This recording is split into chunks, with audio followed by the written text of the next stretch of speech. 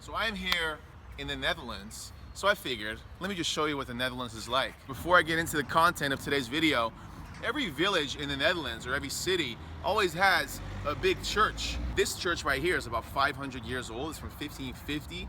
And you can kind of tell right there, like that left side right there, it's crooked. There's a bunch of history to it. It has to do with the Rooms-Katholieke and the Protestanten and the beeldvorming. And I don't know the English terms for that, so you can look that up. Most cities in Holland also have a monument for the World War II, for the Second World War. These right here, those are all the names of the Jews that were deported to Germany or the concentration camps in Poland during World War II.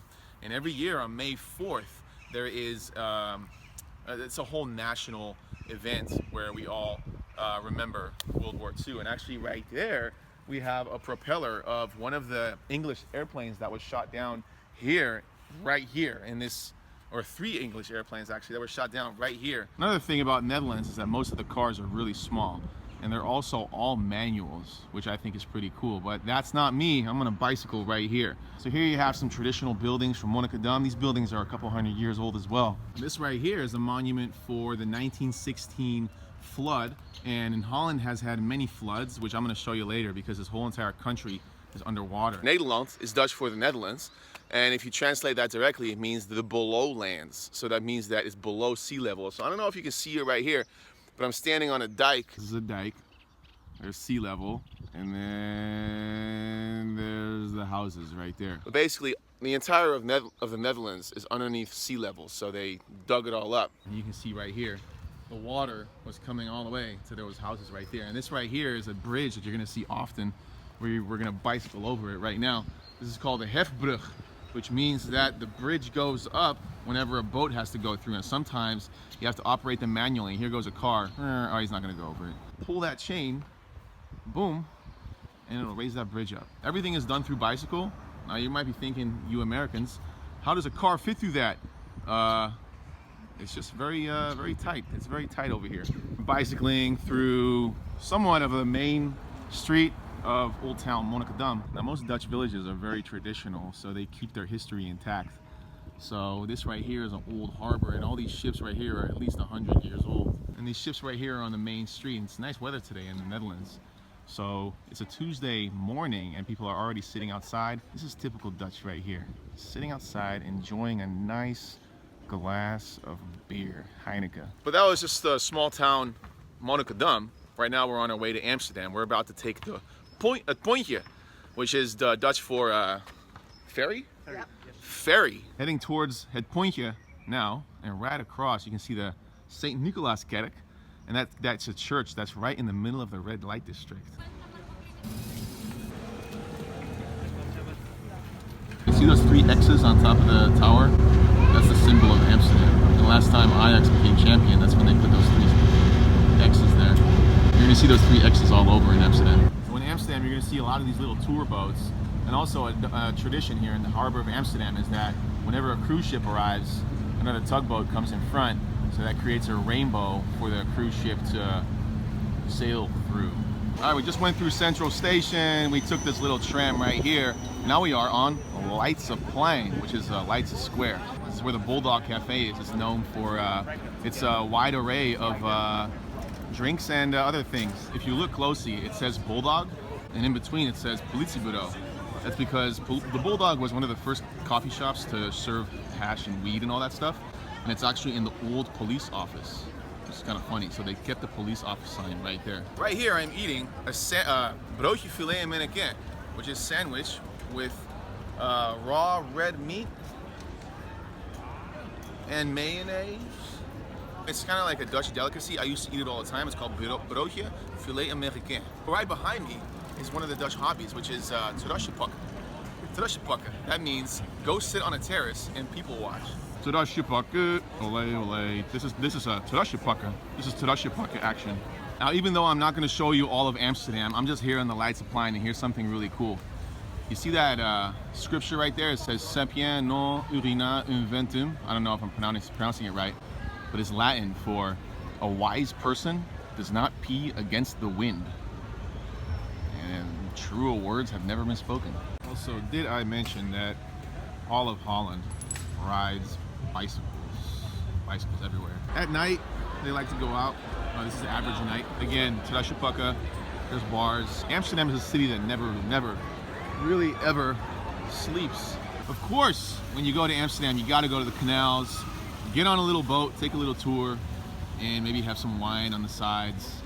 There are about, I don't know how many bridges, I would say about 10 million of them. This right here is called an Amsterdammetje. It's a little post, and look at what's on it. It has 3 crosses right there.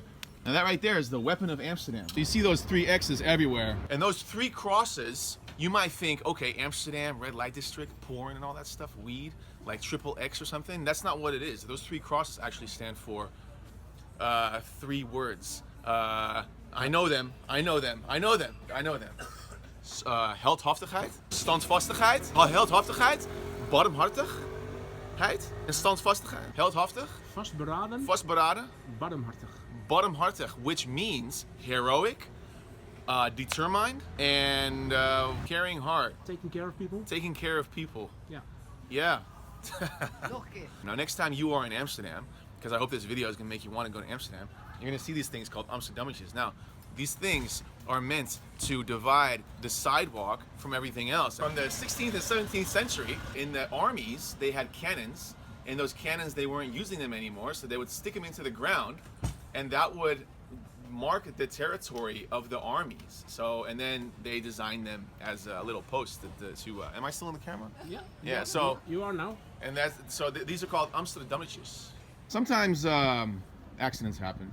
The Dam, which is the main square of Amsterdam. That right there is the Hotel Krasnopolski, or as Americans call it, the Krasnapolski. But it's the Krasnopolski. It's one of the most expensive hotels in Amsterdam. So I've taken you from a small village to the big city of Amsterdam, but of course there's so much to show you in Amsterdam. But today is Thursday. Yesterday my team played, and that's the whole reason why I came to Amsterdam in the first place. And well, here's how it went down.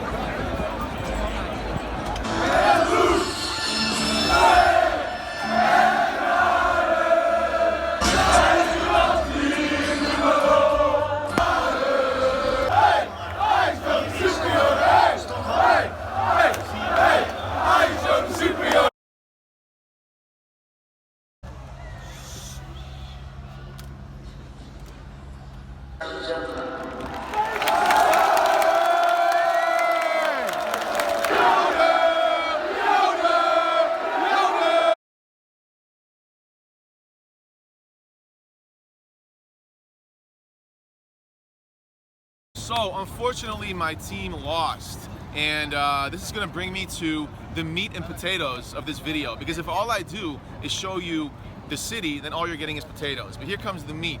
So my team lost, right? Now in sports, when your team loses, people talk trash. That's okay. People are making fun of my team. We lost against a team that's 10 times as rich as my team is, but I don't care, I'll take it. However, let's say you are watching this video and you're trying to lose some weight, or maybe you have been sedentary for all your life, or 10 years, whatever. You haven't been working out at all. When you try to better yourself, then your surroundings, your friends, family, coworkers might not agree with that, because it's human nature to reject change. People don't like change. So when they see you changing, they're gonna try to get you back to your normal ways. 2 is that it's a little bit easier to pull people down than it is to climb up to somebody else's new level. So your friends might have trouble climbing up to your level, so they'd rather pull you down. Now 3 is that when somebody talks smack to you, now and if it's a sports team, that's okay, but if it's with you trying to lose weight or get fit or better your life or not have diabetes, then it's not okay. But I'm here to tell you that when somebody is mean to you, it is always about them and not about you.